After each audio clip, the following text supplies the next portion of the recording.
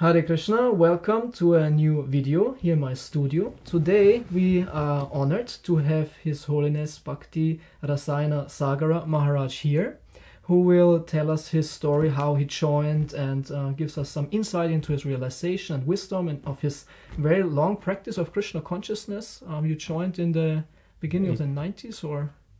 89. 89 already, Yeah. so this is already some time. So we are very happy that you are here, and Thank you. Hare Krishna Maharaj, you're coming originally from Russia, Yeah.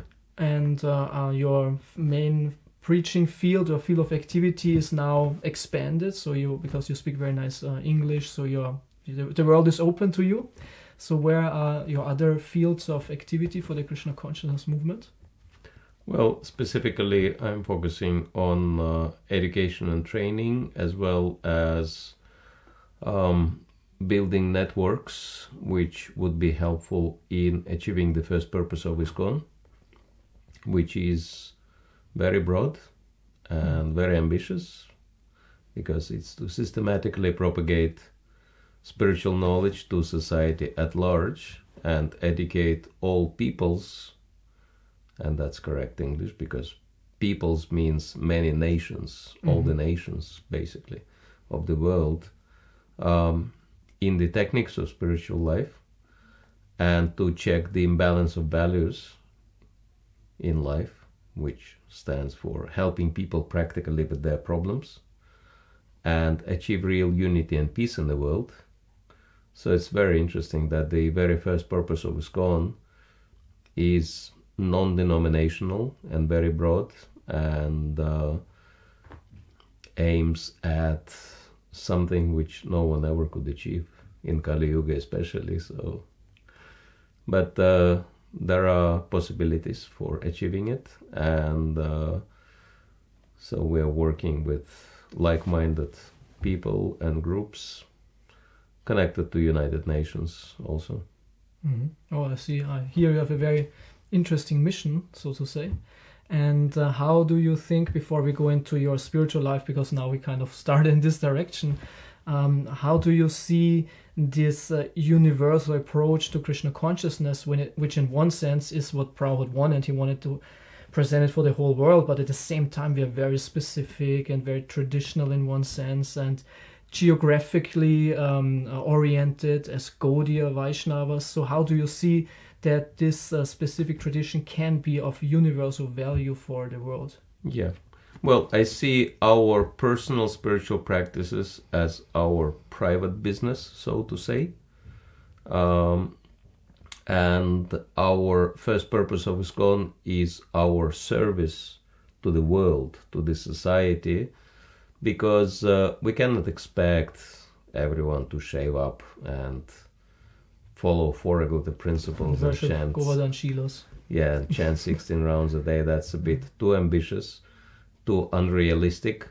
But we need to establish a system to help the entire society to move forward or upward according to the dharmic principles, which are four. We understand Satyadaya Tapashuchi, which stands for truthfulness, compassion, austerity, and purity. So you see, like, a moral base should be developed before we can really go into more specific spirituality. Well, this is what the very beginning of Bhagavatam describes, that Tadarajastamo bhavo kamalobadeshche chatayatarvan anavidham stita sattve prasidati, that if one is in the process of spiritual development, then one will definitely overcome the lower modes, passion and ignorance, and lust and greed, and will establish oneself in the mode of goodness. And then evam prasanna manaso bhagavad bhakti yogataha bhagavad tattva vigyanam what's that, mukta sangasya jayate. And Prabhupada often quoted these verses, as well as many other acharyas, that only in the mode of goodness, with clear mind, with peaceful mind, prasanna manaso, one can engage oneself in Bhagavad Bhakti Yoga. And become free from material conditioning. So yeah, mode of goodness is very important, because no house can stand without foundation, and we can see in our own society devotees try to jump over the mode of goodness and get themselves into transcendence, but many times these attempts were not successful. Would you equate a moral lifestyle with this sattva guna? Is this kind of the same, or where is it overlapping? Yeah, morality is also part of sattva guna. So you mentioned the United Nations, so which is kind of a leader organization for the world. So if we have connections there, it's very possible that we can communicate this to the rest of the people. So we can see that there's a turn towards a sattvic lifestyle, so a propagation of vegetarian lifestyle, which comes from the United Nations. But which other developments would you see in this organization which we can further, or which are also on where we want to help? Yeah, well, something which was very much highlighted by previous acharyas like Bhaktivinoda Thakur and Bhaktisiddhanta Saraswati, and Prabhupada vigorously worked on this, was cooperation of faiths, different faith traditions working together in the same direction.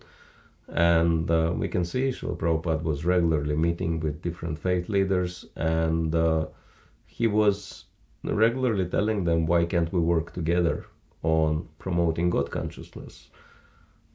You have your tradition, I have my tradition, you have your names for God, we have our names for God, but at the end he is one.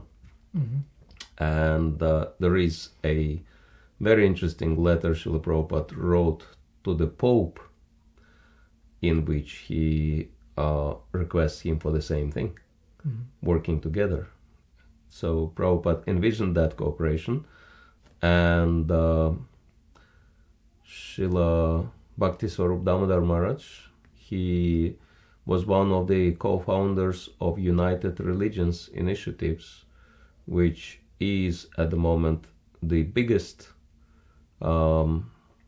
interfaith network in the world, having more than 1,000 they call cooperation circles.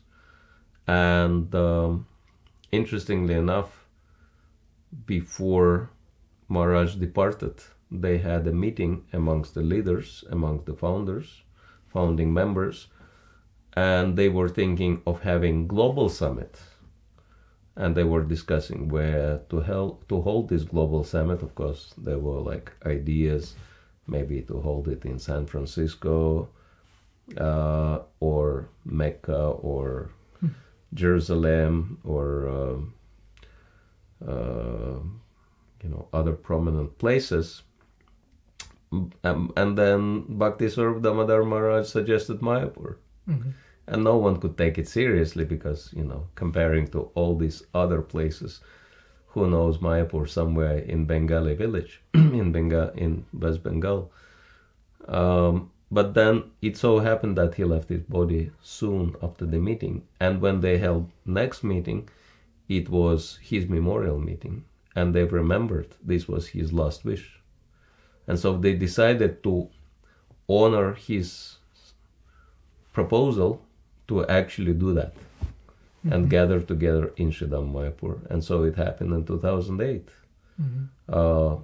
Faith leaders from more than 100 countries gathered together in there, and I think they've got special blessings from Lord Chaitanya Mahaprabhu because they started growing lips and bones. Okay. And yeah, it's a network specifically designed for collaboration rather than just dialogue. Mm-hmm. So how does this cooperation look like? What can we understand? Well, devotees are already doing certain things in collaborative manner with other faiths.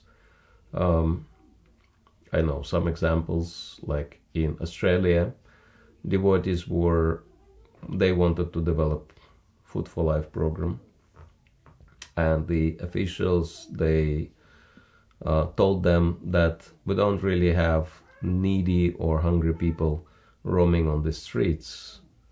That was in Melbourne. Mm-hmm. but we do have a need to have meals on wheels for disabled people and for elderly people who cannot walk and who cannot cook for themselves. And these people, they lived in different locations in the city, so it required number of cars with drivers to do the delivery, which devotees could not afford.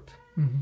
But then the devotee who is heading the communications in Australia, Bhakti Prabhu, he had quite friendly relationship with one Christian group, and he approached them and he said this was the request, and we can cook but we cannot deliver, so would you be able to help us? And they said, sure, we've got plenty of cars and plenty of drivers who can deliver your meals. Mm-hmm. And so devotees were cooking and Christians were delivering. And another example of collaboration in Japan, also based on Food for Life, and serving the victims of disaster after Fukushima nuclear plant started creating troubles, and devotees were collaborating with with one Hindu group, which is Art of Living. Mm-hmm. And not just Food for Life, but also other programs, social programs, like in Russia, devotees have this interesting project which they call Common Concern. And the concern is degradation of the society and specifically substance abuse. And one professor took it up and he said, it's a complete lie and propaganda that Russians are into drinking. Russians were made to drink because of the promotion of alcohol through the social media and etc. And in many points in history, the Russia was completely sober. Mm-hmm. They were like, their drinking levels were way below the minimum levels anywhere else in the world. And so he said, the situation can easily be reversed. And so then he attracted the attention of Russian Orthodox Church, and then the devotees made friends with that professor, and he also invited them to take part. And so through this professor, devotees started working together with Russian Orthodox Church in making Russia sober again, which is very interesting. And of course, devotees are working on, help people to stop these habits, substance abuse, but then they give them prevention measures, which ultimately lead to spiritual practices. So, it's not just treating people, but also helping them to start their spiritual life. Something like Anonymous Alcoholics. It's a little bit different. They scare people by showing them what's happening with their bodies and brains due to substance abuse and certain information that I didn't know, and it was really shocking to know that all these substances, they actually attack the brain as the first target. That's why people feel high. And brain cells, once they are destroyed, they don't recover. That's it. We've got only one brain for life, and if it's destroyed, it's finished. And so, and horrible things. They show how all these different diseases develop due to substance abuse. So they scare people like anything, and then people, understand, okay, I want to give it up. So they help them to give it up. But then devotees give them also spiritual practices. So there's like a systematic plan how to do this? Yeah. And this is developed by the devotees? Yeah, devotees present their programs. Of course, Christians present their programs. Oh, it's a cooperation between both groups.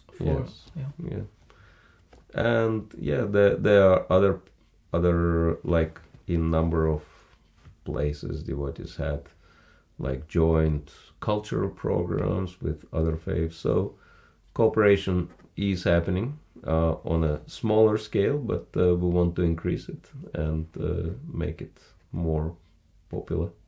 On that point, I would have a question. I don't know if you want to answer or I want to answer in detail. Maybe it's too controversial, but the situation right now in Russia with the very suppressing attitude towards other religions, especially the Orthodox Church, seems to be a bit aggressive through the politics to get rid of possible opponents or alternatives in future. So is this on a higher level, so where we are not so far, because you said we want to come to a higher level of cooperation? So is there like local levels which is okay, but on the bigger level it's not happening? Or why is the Orthodox Church there so inimical? Well, I mean, this is the biggest denomination in the country, and that's why they are promoting the idea one nation, one faith.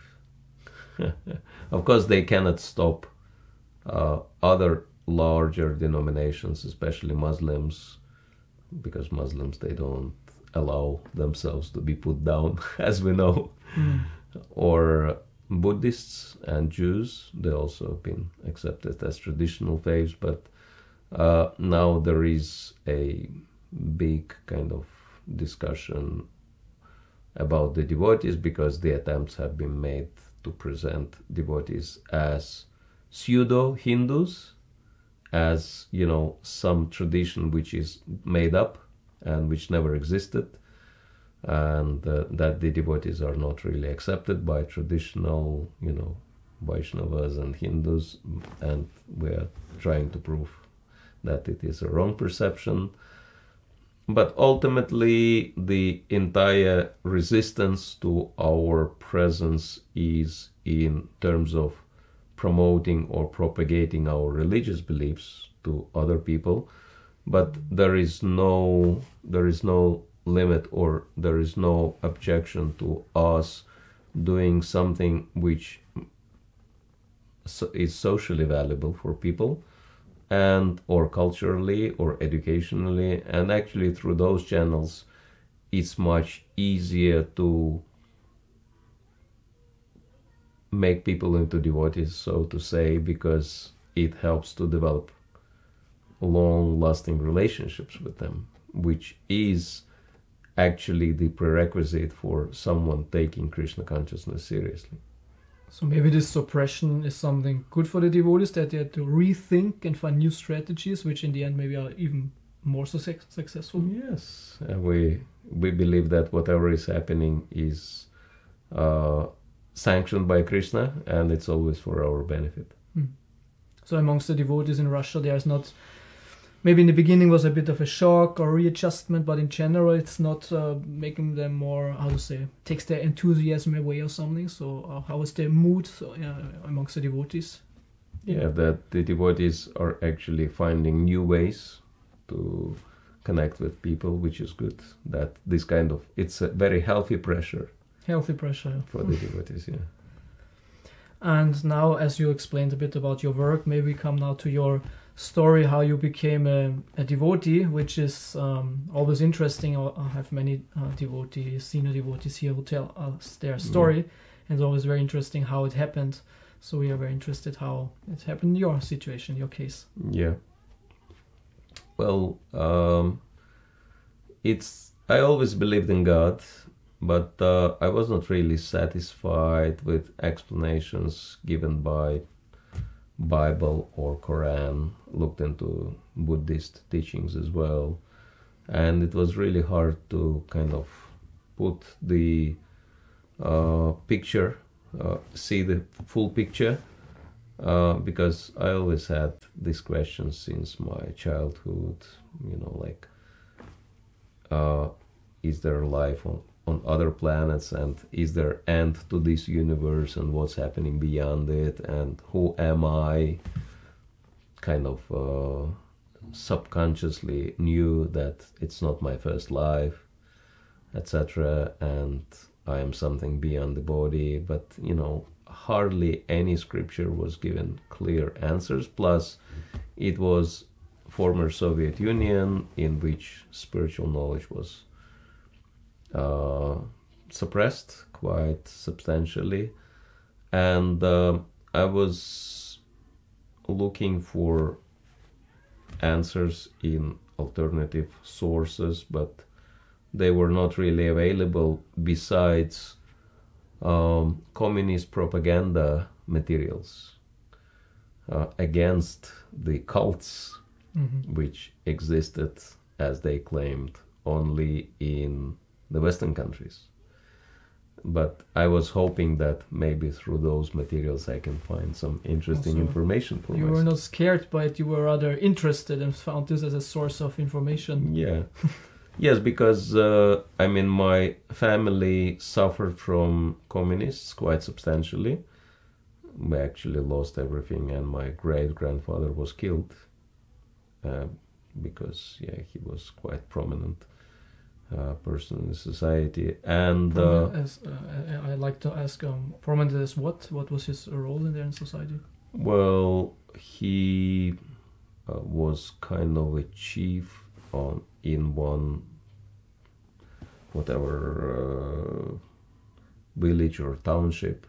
He was the main man, and kind of a mayor, or can't exactly say what was the position, but yes, something like had a lot of influence, and he was the richest man in there. And when the communists started conquering, they told him that he has to submit all his wealth to them. He has to give all his wealth away, and he knew that they are like real criminals. They're robbers. So if he won't do that, they will kill all the family members. So he told everyone to give everything away to them just to get rid of them. And they gave like huge trunk full of gold and different gemstones and all. And but their conclusion was, if they gave that much away so easily, he must have much more. So they started torturing him to find out if he has more, but he actually didn't have more. But then he died due to tortures like that. But at least the family was spared. So like that. So in our family, there was no any sympathy for communists at all. And so I knew that these guys are demons, And so whatever they were telling, I didn't believe one thing, of course, because I knew the truth.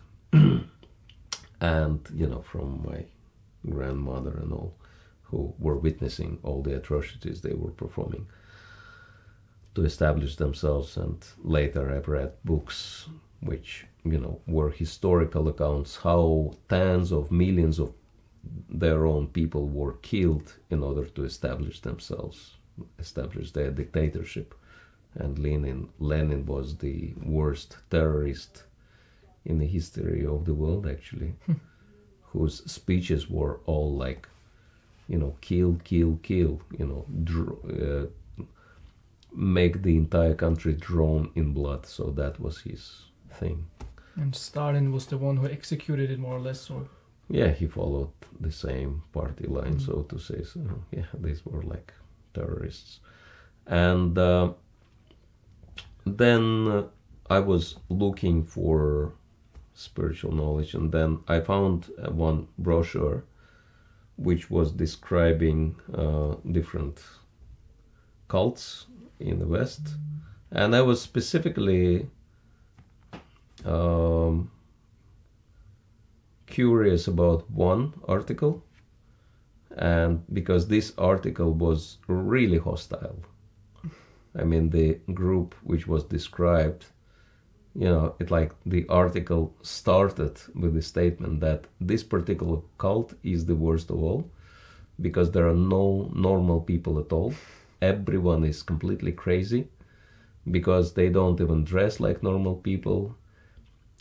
Men are wearing bed sheets, and ladies are wearing curtains.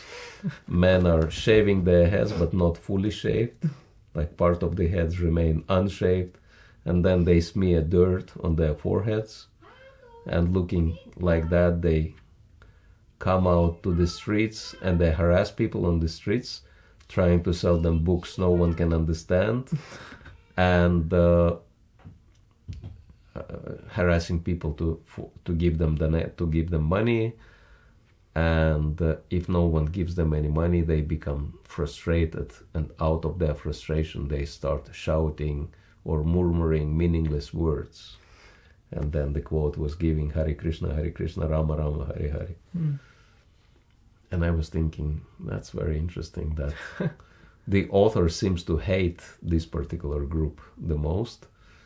And obviously it's like total exaggeration, because if these people are completely crazy, the four agota principles were mentioned as the sign of madness. That, these people are completely lost their minds because they don't drink Russian vodka. Something must be totally wrong with them. But I was thinking that crazy people would never be able to follow any discipline. But this particular group, they follow very strict discipline. So they cannot be crazy. Plus, if they are crazy, they might shout meaningless words. But why do they shout exactly the same words? So these words must have meaning. So actually, yes, this article served completely opposite purposes. And I wanted to find out more who these Hare Krishnas are. And then, actually, at the time, most of the devotees were in jail. Or which year was that, approximately? Maybe 85. And so, yeah, most of the devotees were prosecuted or in jail, and that's why they were underground. It was very hard to connect with them because they were very careful about contacting other people, contacting members of public. And I started asking my friends who were in kind of, you can say, alternative circles. That was St. Petersburg, which is like cultural capital of Russia, that if they know any Hare Krishnas. And one of my friends said, yeah, I have contacts with them, but they won't be connecting with you directly because they are highly prosecuted in the country. I was really glad to find out that they are in Russia. You weren't afraid to, because if they were like dangerous, to connect with them? Well, I mean, at that time myself, I was kind of rebel against the communist regime. I wanted to do something for God, so I figured out that these guys are demons. And if I do something to free the country from their influence, that's going to be my service to God. I was thinking like that. So yeah, I was kind of a political freedom fighter, and I didn't mind whatever happens to me. I was thinking that even if I'm killed or put in jail, it's okay. It's going to be sacrifice. You were trying some other political or other movements before that? Was there something going on in your field? Well, yeah, something. I was kind of spreading the anti-propaganda against the communist propaganda, and yeah, I was nearly put in jail for that. And anyway, it's a side story. But when I found out that Hare Krishnas are in Russia, then I asked my friend, how do I find out more? He said, well, they have books. And I said, yeah, could I get those books? And he said, okay, I'll bring you something. So he brought a couple of small books. I read them. I think first one was Easy Journey to Other Planets. And I've noticed, I couldn't understand much, of course, because there were so many unfamiliar Sanskrit terms. But yeah, yoga and karma, these were all very interesting things for me. And I noticed that this book is referring to Bhagavad Gita. So I asked him that Bhagavad Gita seems to be the main book, the source. So do they have that Bhagavad Gita? And his face actually changed. He said, that's really dangerous. This book, we could both get in jail for a long time if we touch that book. Wow. I said, at least could you bring it for me to see. So he agreed after long time pleading. So then he brought Bhagavad Gita, and after I opened it, it was exactly what I was looking for. Like everything is so clearly defined. What is karma? What is reincarnation? What is yoga, consciousness, soul, God, everything. I started asking him, like, if you lend me this book just for a few days, I'll pay you anything you want for it. He said, no, it's too dangerous. I can't do it. So he took the book away. And then I was trying so hard to find Bhagavad Gita for myself, but it was not available. And it took me about 3 years. I was looking for Bhagavad Gita. And then I gave up. I was thinking, okay, it will never happen. But then I was walking down the street somewhere, and then someone approached me and told me, one man, that I have some interesting books you might want to look at. And I said, what about Bhagavad Gita? He said, yeah. And he pulled out the same edition. I was like so happy. And I was thinking that it would cost me fortune. But then he quoted ridiculously small price because I was ready to pay anything. So I was like thinking, oh, this man is crazy. He's just giving away such a valuable book for nothing. Because I had no idea about book distribution back then. So I was really excited, and I was reading Bhagavad Gita and finding some, deep passages, and then inviting my friends and reading with them and discussing. Some friends I've lost because of that. Because, like, one friend, he was from Jewish background, and he worked very, very hard trying to get enough money to immigrate to Israel. And I just happened to read to him the passage which describes people who are working very hard like asses.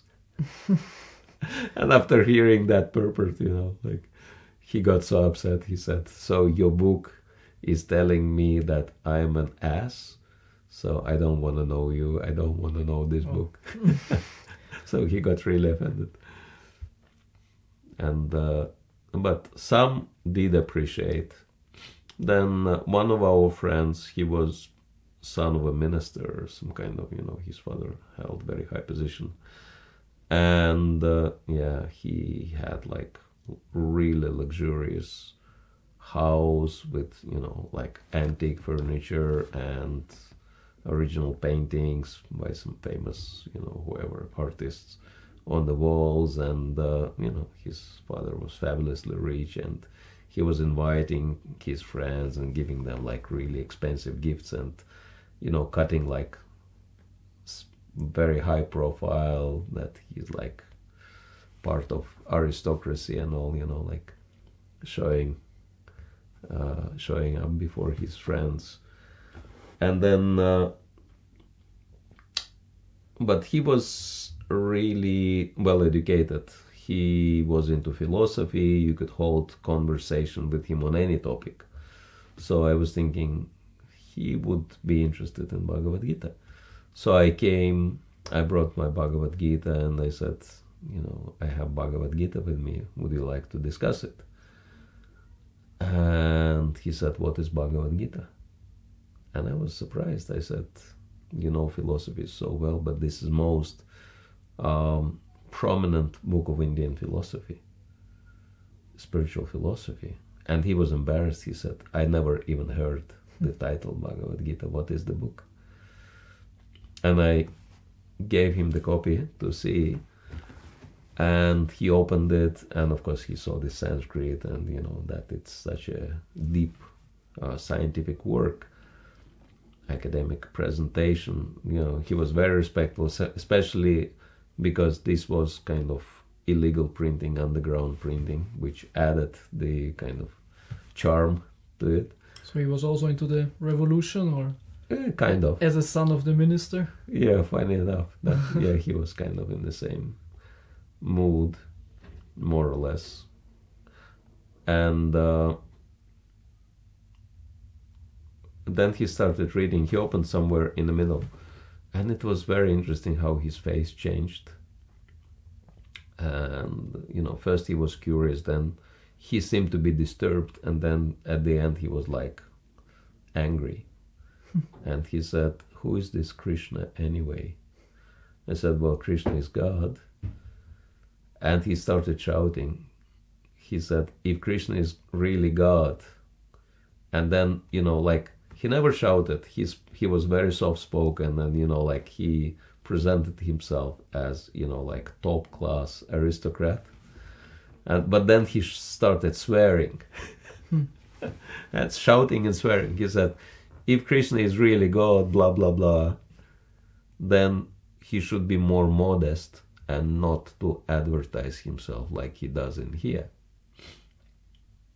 And all of us were shocked. So I took the book and we just left. And for us it was very strange experience, as if he became ghostly hunted or something, just on the spot like that. And later I realized what happened, because he happened to open the book on chapter 9 or 10 maybe, and of course Krishna speaks about his opulences in there. "I'm the taste of water, I'm the fire, I'm this and that, I'm the ability in man."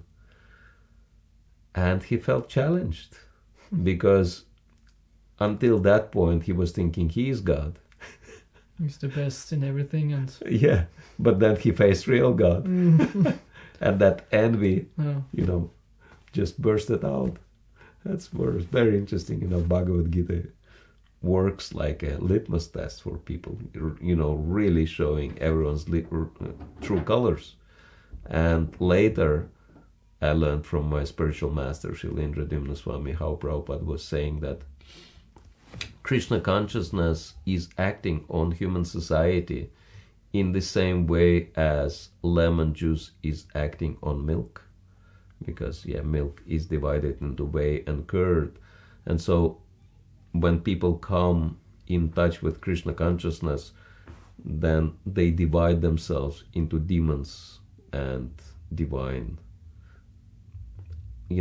Like before that, the whole society is like very homogeneous. No matter who people are, they try to behave in a standard way. But when they come across Krishna consciousness, their true natures come out. So that was a very interesting experience. Anyway, I was reading Bhagavad Gita, and then I was really young. I was just maybe 17, 18, something like that. And I was into like enjoying a lot. I was not like planning to strictly, like renounce everything and follow regulative principles. I was thinking that chanting Hare Krishna is a good thing. I learned the mantra, not just from the book, but some of my friends, they, even though they were not devotees, but they were experimenting how the Hare Krishna mantra works. And they were all telling me that it's really amazing. Once you start chanting Hare Krishna, so many things will start happening in your life. So I've decided, okay, let me give it a try. And I've started chanting. And first I was very skeptical. I was thinking, like the 3 words, what can they do? And then, but those friends, they were saying, no, these 3 words, they are connected to Krishna, and Krishna is like, he can do anything. He can fulfill any of your desires. And then I thought, okay, I was experimenting. Like one time I got lost in the city and I didn't know in which direction to go. I was supposed to find a friend of mine. I kind of remembered how his house looked like, but I had no idea how to get there. And I didn't know the address either, so I couldn't even ask. And plus it was, 1 in the morning or something. There were no people to even ask. So I was thinking, what do I do? And then I thought, okay, let me start chanting Hare Krishna and let me go somewhere and see if it will work, if I can find the place. In 5 minutes I was in front of the house. And then another time I was hitchhiking. We were kind of hippie,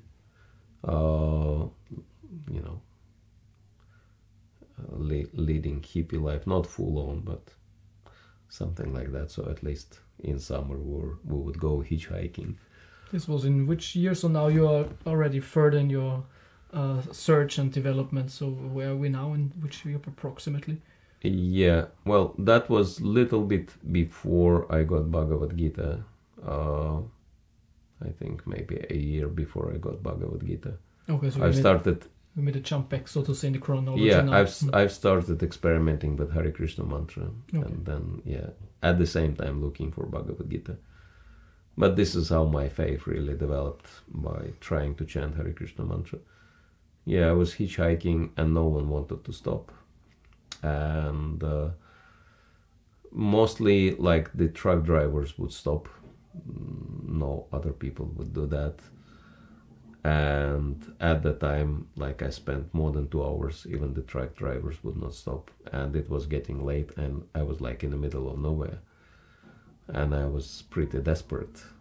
And before that, I was kind of trying to practice telepathy, controlling other people's thoughts like that with my thoughts. But it didn't really work. I couldn't really succeed with that. And I was thinking, just standing there and hitchhiking, that if I would be, accomplished with my telepathy, I would actually force one driver to stop and pick me up. And then I thought, what about Hare Krishna mantra? Will it work with Hare Krishna? And then I started chanting Hare Krishna, and there was one regular car approaching, and I was looking at the driver of the car, approaching car, and in my mind I was telling him, you have to stop and pick me up, and then chanting Hare Krishna all the while. And I didn't even raise my hand, but the car stopped. And the driver, I opened the door, and the driver seemed to be like really tense. Mm-hmm. And it was really obvious that he didn't really want to stop, but something made him stop. And he said, so you need a lift? I said, yeah. And then he was pretty tense all the way. So I realized Krishna somehow made him stop. Powered your telepathy. Well, I realized it was not my power, because it only worked with Hare Krishna mantra. Anyway, then, after I've got Bhagavad Gita, and I became like really excited. And then there was one friend who was like also pretty serious about Krishna consciousness. And then we've decided, okay, let us try to escape through the borders of Russia or Soviet Union and try to go to India. Because Bhagavad Gita is from India, mantra is from India, so India is our destination. Would that have been possible, or how dangerous would have that been? Oh, that was like not really possible, because we were trying to walk all the way to India, because Russia doesn't really have direct borders with India. If you look at the map, there is a kind of stripe of Afghanistan first, and then stripe of Pakistan. And it's all in the range of Himalayas.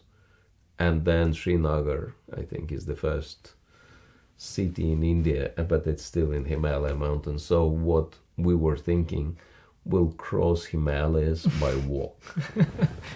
We just looked at the map and we thought, okay, on the map it didn't look that much. Cross 2 countries and go into the 3rd country. So somehow, and because we figured out that the mountains would not be so highly guarded. And so we could, cross the borders in the mountains. So we went also hitchhiking. We went all the way to Central Asia, where the Afghanistan border was. And Hare Krishna mantra really worked. That all the way through, people would support us, pay for us and feed us and accommodate us and everything. And then we arrived to Central Asia, and again someone picked us up and put us in their house, and it was amazing. And then I needed to, and by the time we developed such a strong faith in Hare Krishna mantra that we would just chant it all the time, pretty much. If it would not be like audible, the Hare Krishna mantra would be in our minds like that. And then I needed to buy something, and I went out for shopping. But then I was passing by some really troublesome neighborhood. I had no idea because I'd never been in that place before. Was it a bigger city or? No, it was a smaller town. But still, there was some kind of ghetto or some dangerous area. Kind of, it was like some gangs were operating there. And I was surrounded by a gang, and they told, anyone who is passing through here has to give us all the money. And so, and I was, when you chant Hare Krishna mantra all the time, something happens to the mind, and you stop perceiving the reality as we perceive it normally, and you start seeing everything as a kind of theater. Everyone's playing their roles, but they're not their roles. And it seems to be really funny. I was like walking around and smiling all the time, thinking, like, what's going on in here? Like that. And then when these guys surrounded me, I just couldn't take it seriously. I was thinking, these guys, they, like really trying hard to play villains, and they have no idea who they really are. And I was like looking at them and smiling. But their ringleader, he couldn't understand, why am I smiling? I supposed to be scared. So then he pulled out blade and he put it to my neck and he said, I'm going to cut your neck. If you don't give us money, I'm serious, and you have just a few seconds. And he's standing like that, pressing blade to my neck. And I'm looking at his eyes. And his eyes are shifting. He could not look straight into my eyes. And I suppose if you have no fear, then if someone has fear, it increases. So he was so nervous. And then I looked at his hand, which was pressing the blade, and his hand was shaking like that. And I was thinking, this guy is trying to scare me, but he's scared to death himself, like how that works. And then it seemed to be so funny that I couldn't control myself. I just started laughing, like looking at his face and laughing. And he got completely shocked. And then he put his hand down and he looked at his friends and he said, this guy is mad. Let's run away from here. And so they just dispersed in different directions. I was thinking, that was even more than a theater. That was a circus. So anyway, I have my business to attend. So I just went to the shop and bought whatever I needed to buy. So, and then we started preparing to go into the mountains, and I was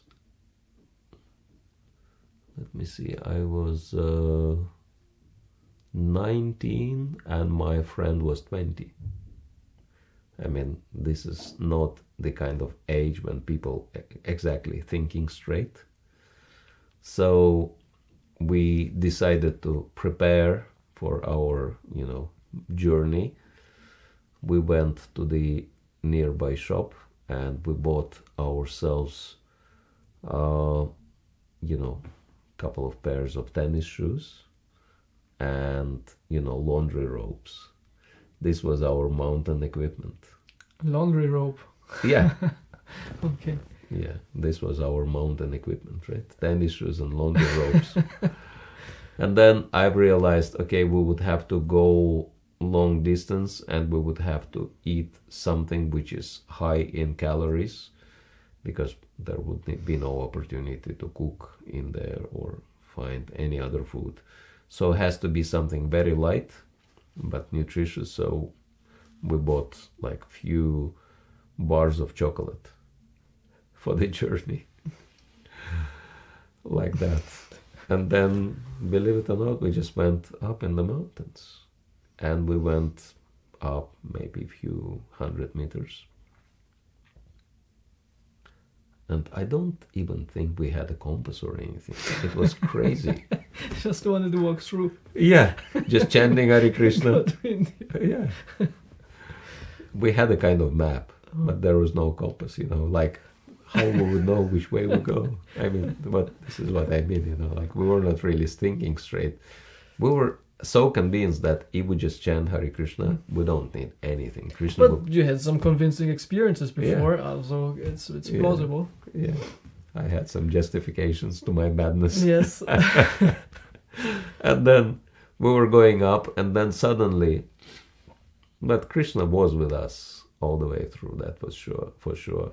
Suddenly we saw a young woman and she was like running there frantically, and she ran up to us and she said, "Please help me. I've lost my husband in the mountains." Oh. And I asked what happened, and she said he's really depressed and I think he went to commit suicide and I can't find him. And, we told her, don't worry, we'll just chant Hare Krishna and Krishna will help us to find him. So we just went somewhere, chanting Hare Krishna, and in 5 minutes we see the guy standing on the cliff, ready to go down. Wow. And we started shouting to him, you don't have to worry about your problems. Krishna is here. He will take care of you. You just have to start chanting Hare Krishna. And, he got so confused looking at us, who these guys are, because, we were like looking like hippies with long hair and all. You come in the middle of nowhere suddenly. In the mountains. Oh. And then we're running up to him and he's like asking, who are you anyway? Who is Krishna and why should he, take care of me? And what is this Hare Krishna thing? And then from both sides, because we were so enthusiastic, we started preaching to him, trying to explain to him something about Krishna-Consciousness. And he was like, wait, I can't understand anything here. So let's go down to my house and have a proper chat about it. So we went down with him and we told him the whole thing about Krishna-Consciousness. And first we were like, asking him, what happened to you? Why did you decide to finish your life? And then he told us his story. He said, his boss at work was like really breaking laws and screwing people up. And he decided to report him to the higher boss. But he had no idea that that higher boss was bribed already. So he was fully covering his boss. And instead of taking action, they took action on him and, framed him and put him in jail for a couple of years. Or maybe a year or something, whatever, bribed the police and put him in jail. And he said, I served my sentence, but after I got released, I couldn't find any job because they made sure that, no one would take me. And I have no means to maintain my family, so I'm really desperate. And he was like so upset with the communists. He was saying, they're all only saying good things, but in reality, they're just screwing people up like anything. It's so corrupt and it's so dishonest. And then we've realized, this guy is completely safe. And we can tell him everything we were planning and he will not, report us. And then he was asking, but who are you anyway? And what are you doing in the mountains? So we just told him everything straight, that we're also fed up with this system and we're trying to break away and go through the borders to reach India. And he said, whoa, that's really challenging. And we've told him, yeah, we know, but Krishna is with us and we'll just chant Hare Krishna. Worked so far. Huh? Worked so far. Yeah. Huh? And he said, I can understand your faith and Krishna, that he helps you. It's very good, but you have to be mindful that, it's like so freezing cold up there in the mountains and you're not even dressed properly. How will you survive the cold? There is no place to hide in there. It's just open. And plus, you don't have any equipment. Like the trails in the mountains are so narrow that even mountain goats, they slip and they fall and they die. And so what to speak of you? Like how would you go through those trails with no equipment at all? And plus, there are many, actually before going, we went to one local museum which was displaying the nature of the actually at that side of Himalayas is called Pamir, Central Asian side. And we went to that museum to see who is there up in the mountains, and everybody was there. Bears were there, wolves were there, panthers, tigers, everybody, all kinds of predators, even the birds, like eagles, they looked so ferocious. And I was looking, all the taxiderms were there, and I was looking at all these, like creatures, and I was thinking, oh my God, it's really dangerous in there. But I thought, okay, anyway, we'll go anyway. Let's see what will happen. And he said there are so many of these, wild animals, and they're all hungry there. And so, they would miss the chance to have you for their lunch or dinner, whatever. But he said, even if you survive the cold, even if you will not break your necks there, even if somehow the wild animals will not eat you up, there is the fourth and the biggest dangers, and that is border patrol. Mm-hmm. He said of course they don't stay there because there is nowhere to stay, but on very regular basis they have helicopter and which surveys the entire area, and it's like mountains and snow and whoever, like human beings moving, it's so crystal clear, they can see it. And they don't even land there to find out who are you. If you're just going there in that forbidden territory, it means you're a trespasser, and they just shoot you to kill, and they just leave the bodies there because nature will take care of it. They just don't care who these people are, they just shoot. And he said, I understand Krishna and everything, but your chances are literally zero. And I was like asking him, so what would be your advice in this situation? And he said, well, I can think of more reliable, more safe option for you to break through the borders. And for that, at least one of you would have to kind of cut the hair and, dress up to look normal. And then there is, if one of you has the driver license to drive trucks, and my friend had one, you might get a job at the drug driving company, and those trucks, they regularly pass by the border. There is one motorway leading through the mountains, actually, going to Afghanistan, and then Pakistan, and actually all the way to India.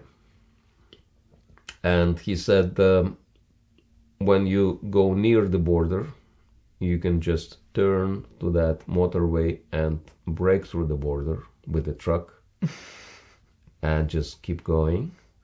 He said, of course it is guarded. The what you call it, the control point.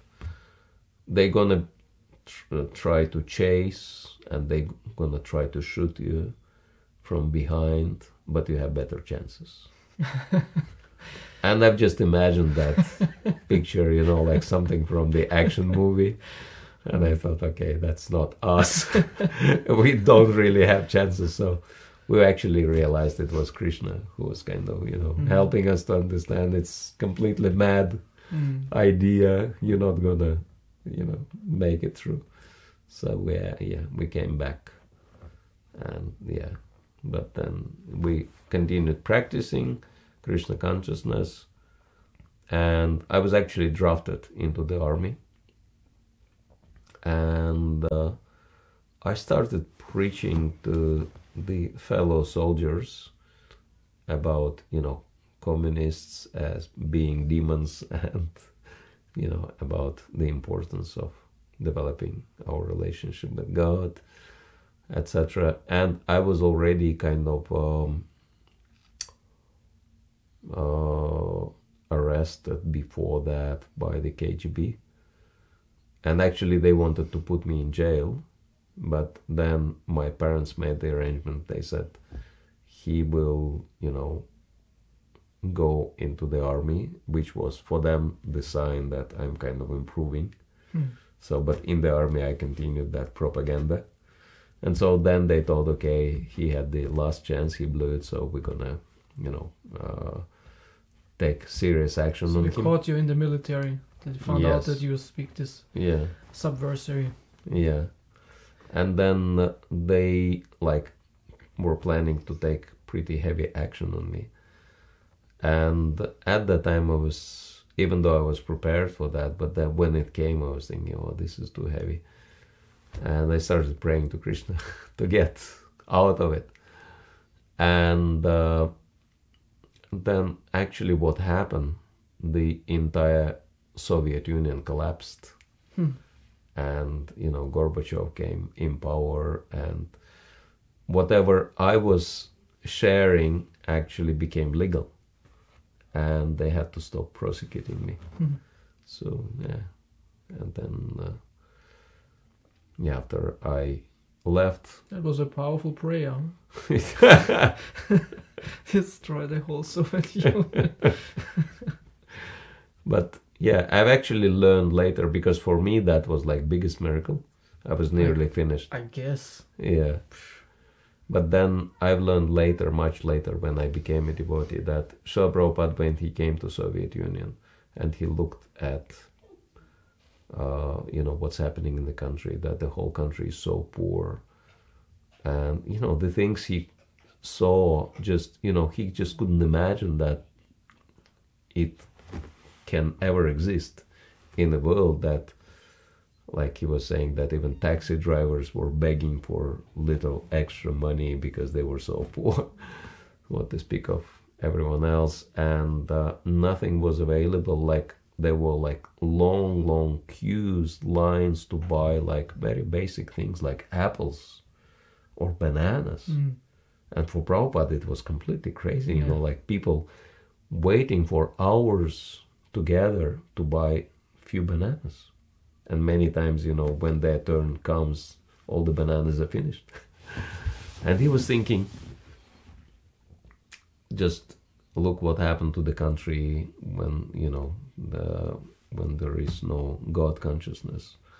And he was like walking with Shyama Sundar, and they came to the Red Square, which is like central place in Moscow, and he saw a huge line, and he was asking Shyama Sundar, are they also selling something special here, some fruits or something?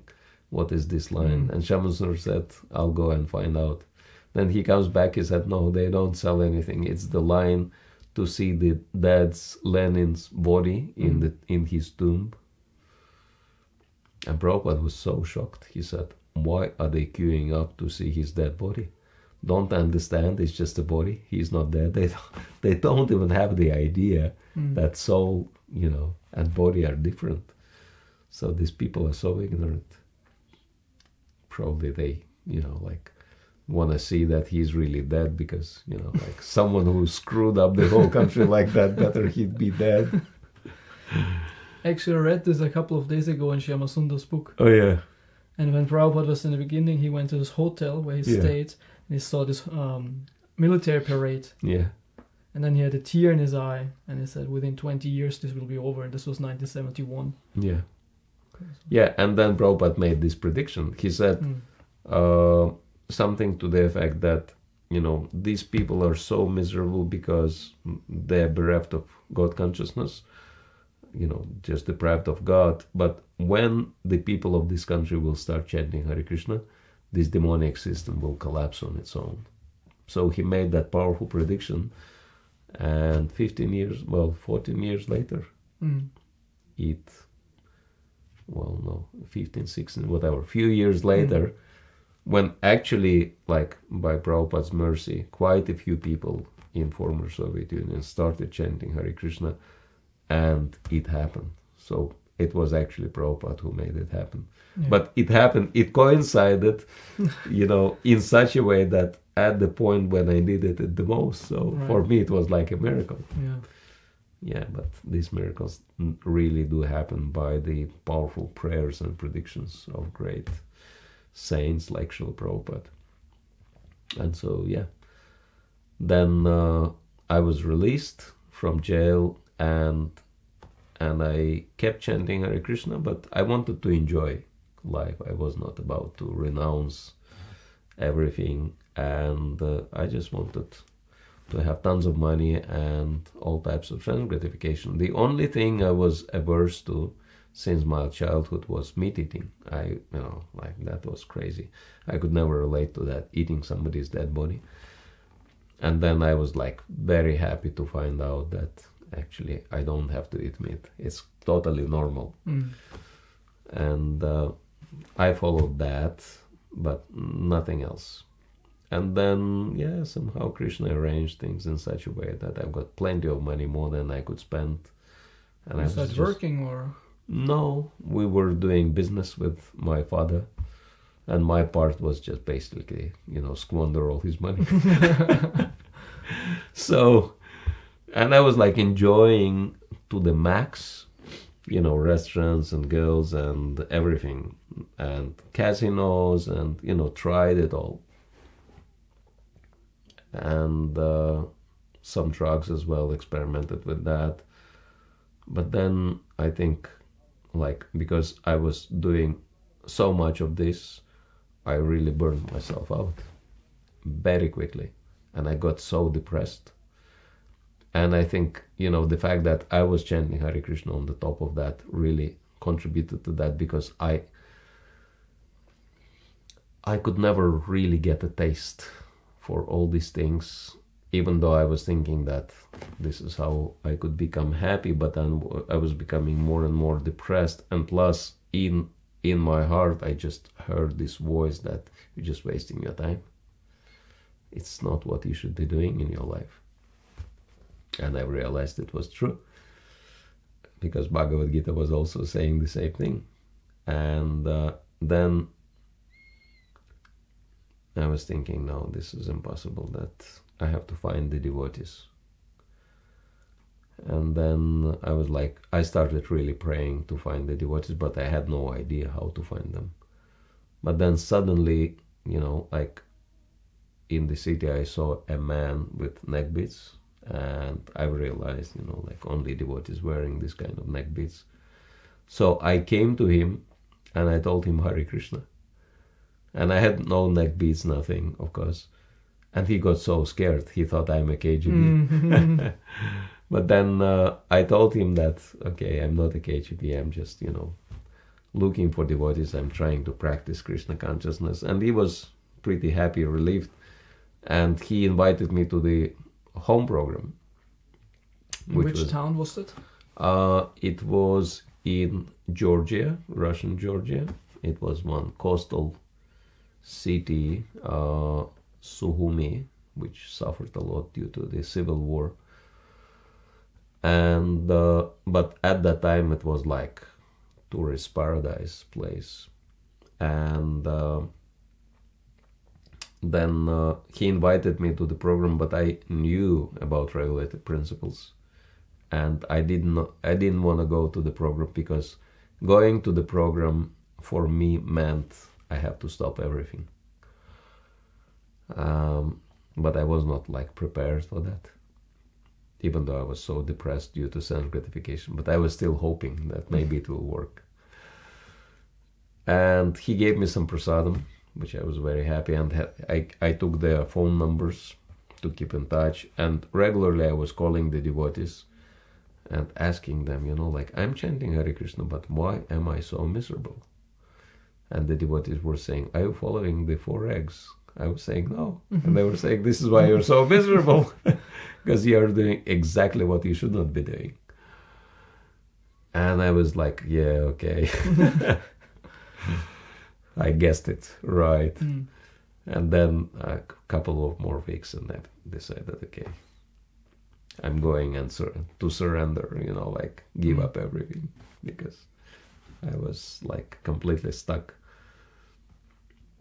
And then I went and stopped all the sinful activities and started associating with devotees. And one interesting thing was that from the very beginning, first time I came to the program, and same devotee I met, and he approached me and he said, are you chanting Hare Krishna? Yeah.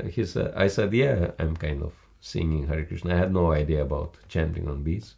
He said, but do you chant on beads? I said, are we supposed to chant on beads? I said, yeah, we're all chanting on beads.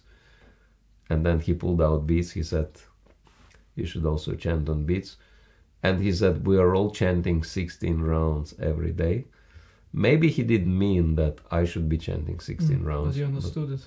But I took it like that. He said, because all of us are supposed to chant 16 rounds. And I thought, okay, maybe it includes me. And he showed me, the way to chant, the way to hold beads and everything. But he never really like chanted japa in front of me, so I had no idea how to chant japa. And next day, I, held the beads and I started chanting Hare Krishna, Hare Krishna, and 16 rounds like that. I think it took me like 8 or 9 hours. And by the end, my throat was so sore, and, I was crying, not because of ecstasy, but because of pain.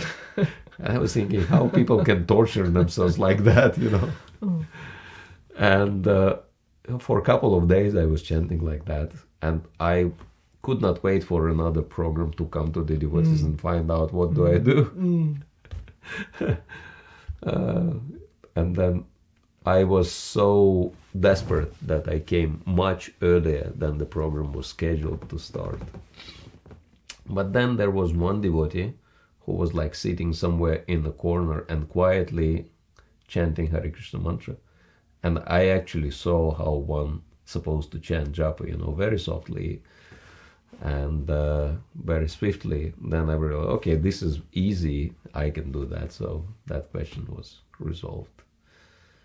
But then when the program started, of course they had class and kirtan, and then the host, the lady, she made apple pie, and she was asking the elder devotee how I supposed to. She was also new to Krishna consciousness. and she said, "I supposed to offer it to Krishna, but how do I offer it? Do I offer like whole pie or just a piece?" And he said, "Yeah, you're supposed to have like unused plate, but you don't have to offer the whole pie." And when she was asking, I was thinking, because I had no idea, I was thinking, if she will offer the whole pie, Krishna will finish it and we'll have nothing for ourselves. But then I was very relieved when he said, you can just offer one piece. And I thought, okay, let Krishna have this piece, we can have the rest. Like that. So this is how my journey basically started from that point onwards. And this was in which city? This was still this coastal town in Georgia. Yeah. This is where you kind of joined. Then you moved in there, or was this was not a temple or something? I mean, there were no like official temples, but they had a farm community quite close to the city, again in the mountains, funny enough, and very beautiful place. Probably as beautiful as here. And they even had a cow, only one cow, but it was nice. And deities and everything. So that farm, quite a large house, was used as a temple. But in the city, I mean, this area used to be quite wealthy area in former Soviet Union. So many people had their own houses and cars, which was like very rare thing in Russia, but in Georgia they did, because they were growing a lot of fruits and selling them, etc., and making wine, etc. So they had a lot of money, and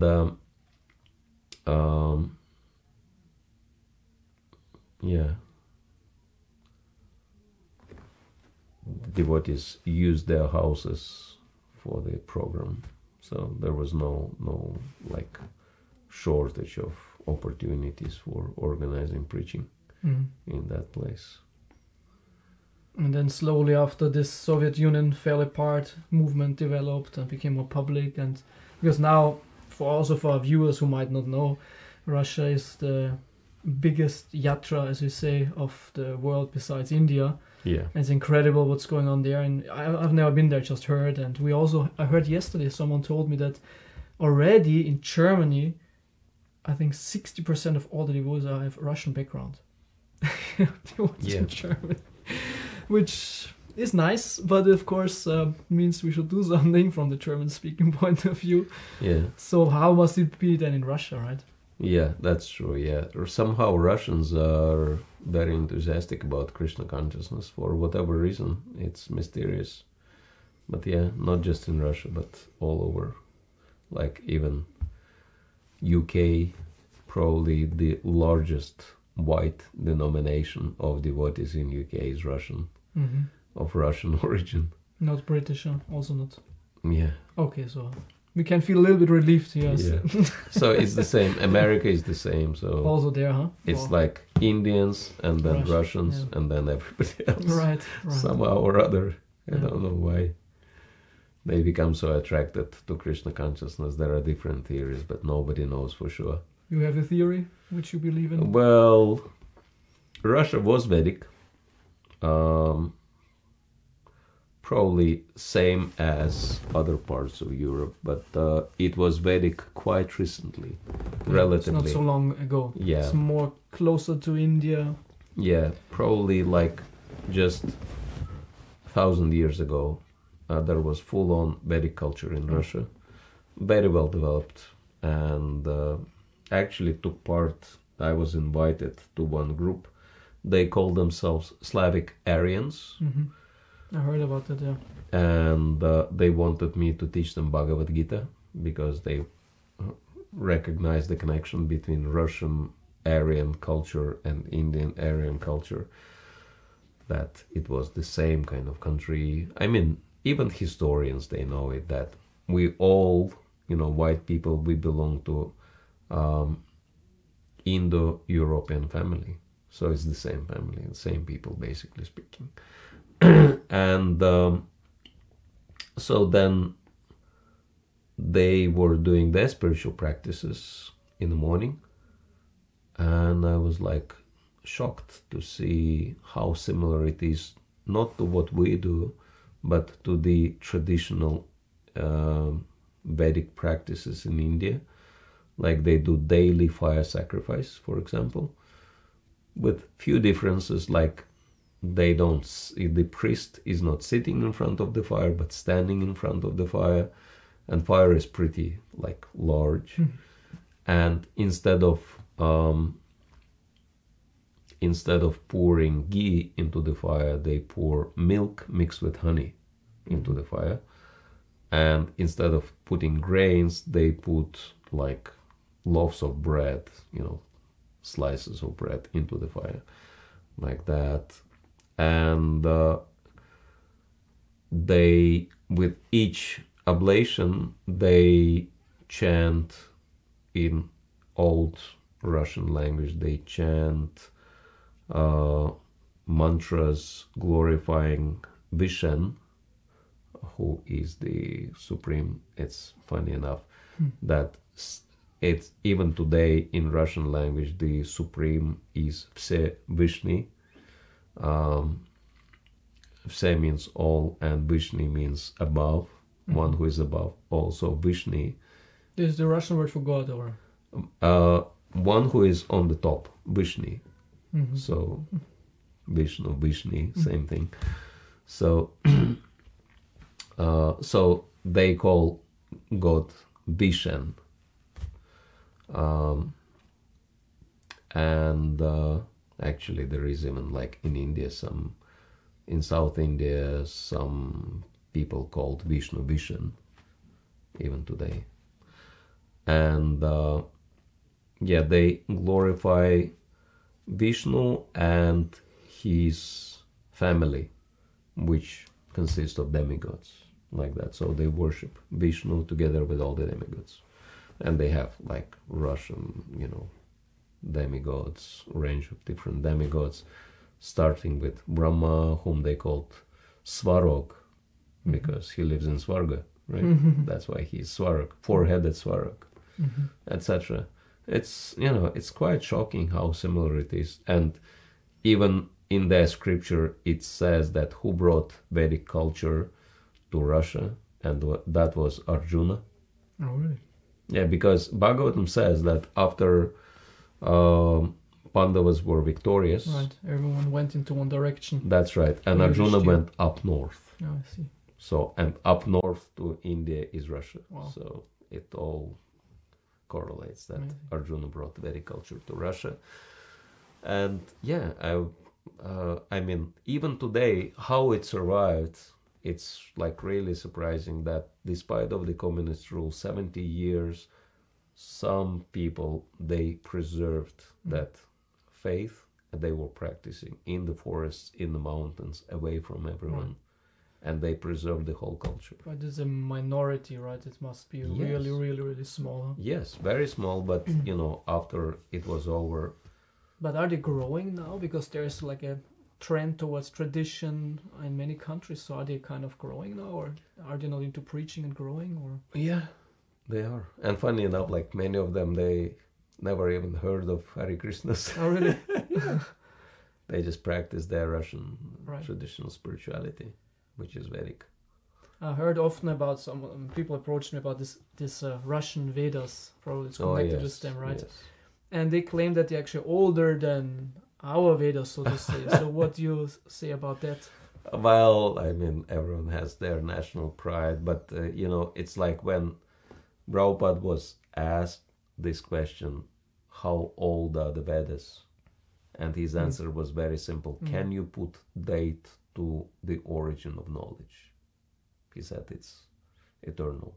So Vedas, you cannot really date Vedas. I mean, dating based on written scripts, it's very relative kind of thing, very relative way to understand, because it was oral tradition anyway until a few thousand years ago.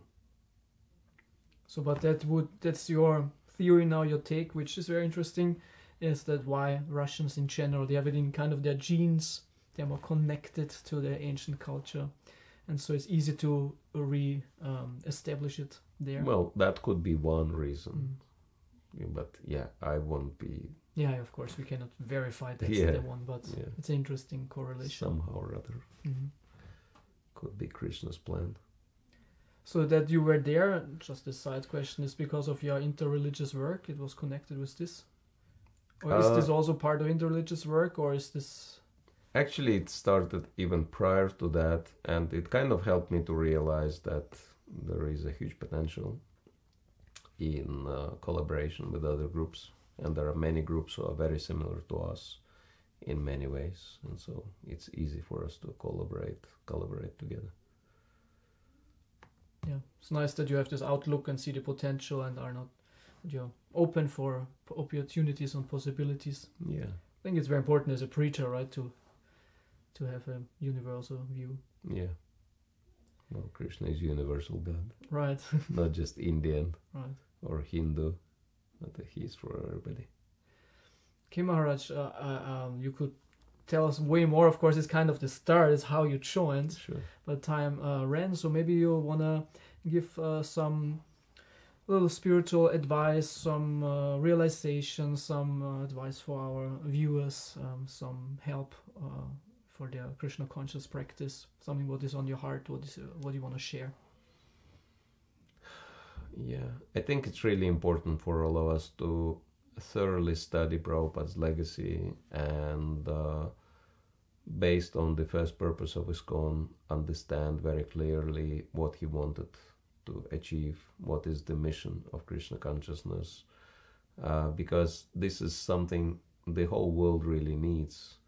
The world does not need another religion, be it whatever, even Vaishnavism. The world needs very practical solutions, and Krishna consciousness can offer those practical solutions.